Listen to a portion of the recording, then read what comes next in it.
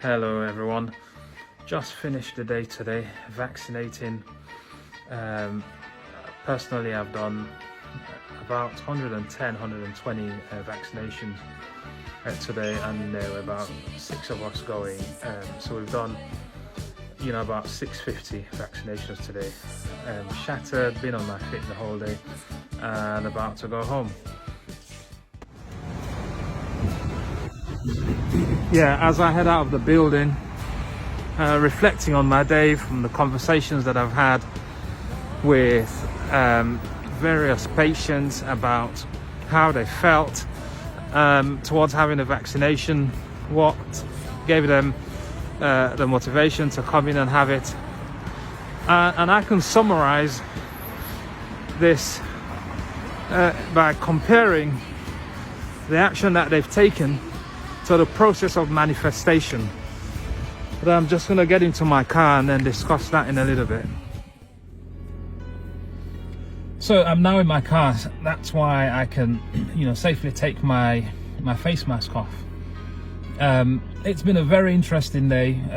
I love speaking to my patients and getting feedback from them, and and then finding out what was it that was their thought process before taking the action that they've taken towards their health. So I've seen a few rhetorical questions about the COVID vaccine, and I get asked questions around anxiety around the vaccine when patients come in, even though they've made that decision to come in. And I always say to them, you're an adult and no one should force you to have the vaccine, but listen to the pros and cons and make an informed decision. Making an informed decision means having the information necessary to make the decision. Don't discard the scientific information, and at the same time, don't disregard anything that someone else may have told you, but look at where the evidence has come from. What is the research backing that evidence, and before making your decision. So I won't go into specific things that I've actually seen. We're going to unpick these and unpack them on the discussion that I'll be having with the team, Diaspora Voices. So I looked at it and I thought, well, this is like the process of manifestation. What is the process of manifestation? It goes by like this, that our thoughts lead to our feelings, which lead to our actions, and then our results. Okay, so we can have thoughts and feelings, but unless we take action, we don't get the results that we want.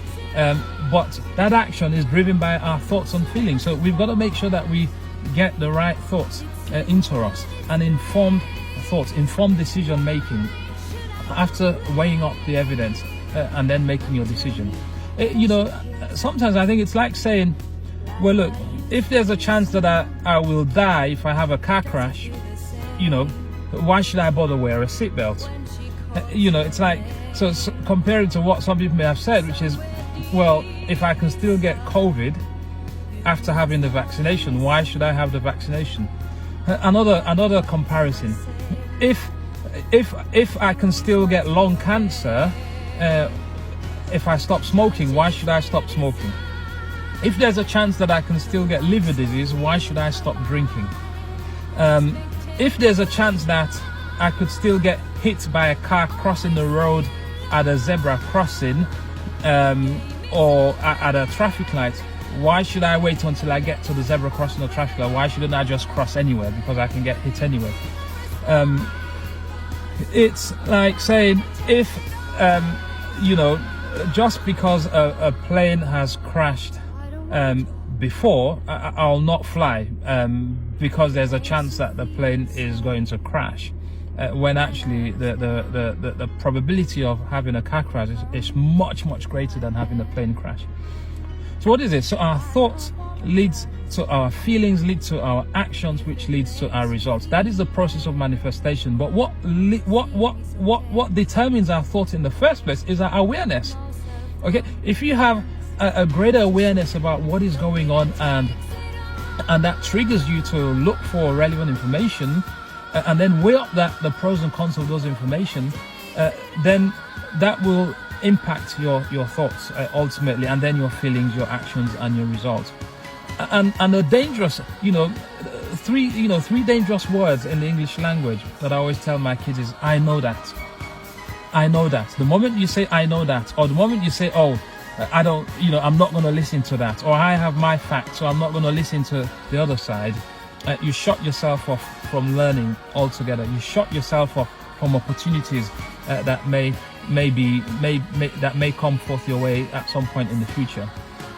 So, where else in your life, you got to think, where else in your life are your thoughts impacting your feelings and your actions and impacting the results that you're getting now? So this is now your health. If you want good health, you've got to have the right awareness, to have the right thoughts, feelings, actions, to have the results, and the action here is taking the necessary action, which I believe is to go ahead and have the coronavirus vaccine. So I'll leave it there, because there's so many interesting things to unpick and discuss on Monday, and I'm really looking forward to my time with the team at Diaspora Voices. I hope many of you engage with it and bring suggestions forward. Have a good evening. I wish you well. Stay safe, and look after each other. Social distance, but don't lose the social interaction through social media, through picking up the phone, through FaceTiming, Zoom, etc. Have a good evening. Take care.